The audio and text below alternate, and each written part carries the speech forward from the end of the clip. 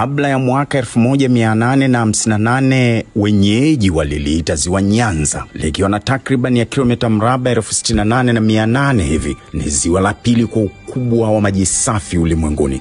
Ni baada ya lile ziwa Superior lililoko nchini Marekani lenye kilomita mraba 82,170. Wazungu wawili John Hanning Speke na Richard Francis Burton mwaka 1858 walipokuwa wanatafuta na kufanya uchunguzi wa chanzo cha mto Nile wakitokea Ulaya, walifika ziwa Nyanza. Wazungu hawa wawili ndio waliolibadili jina, wakalibatiza jina la malkia wao Victoria, Alexandrina Victoria, aliyezaliwa Mei 24 mwaka 1819. Mama huyu ndiye aliyekuwa malkia wa ufalme wa Uingereza na Ireland. Wakati huo aliingia mamlakani Juni 20 mwaka 1837 hadi Januari 22 mwaka 1901 alipofariki akiwa na umri wa miaka 63 na siku 216. Ziwa Victoria ni ziwa ambalo linagusa nchi sio tu 3 za Afrika Mashariki, lakini vile vile kuchukulia mto Nile inakwenda mpaka kwenye nchi zingine za Sudani na Egypt.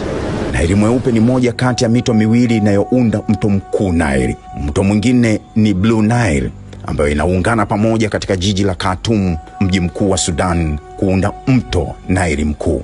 Tangu kale lilijulikana vizuri mno na wafanyabiashara wa Arabu waliochunguza njia za barani Afrika kupitia ziwa hili kutafuta dhahabu na pembe za ndovu pamoja na watumwa wa biashara.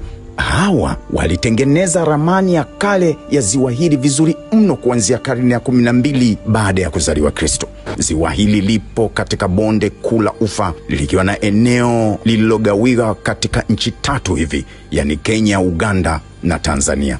Linatajwa kuwa ziwa kubwa zaidi la kitropiki ulimwenguni na ni kati ya maziwa 9 makubwa duniani. Mito na vijito vingi vinatiririka ndani ya ziwa hili. Mto mkubwa unaotiririsha maji ziwani ni mto Kagera. Mito mingine mikuu ni pamoja na mto Mara, Yala, Nyando, Bukora na mto Katonga. Lina kilomita za ujazo wa maji 2750 hivi, likiwa na urefu wa upeo wa kilomita 337 na upana wa kilomita 250. Kina cha ziwa hili ni mita 84 na wastani wake kina chake ni mita 40. Tutunze mazingira yetu ili tuishi.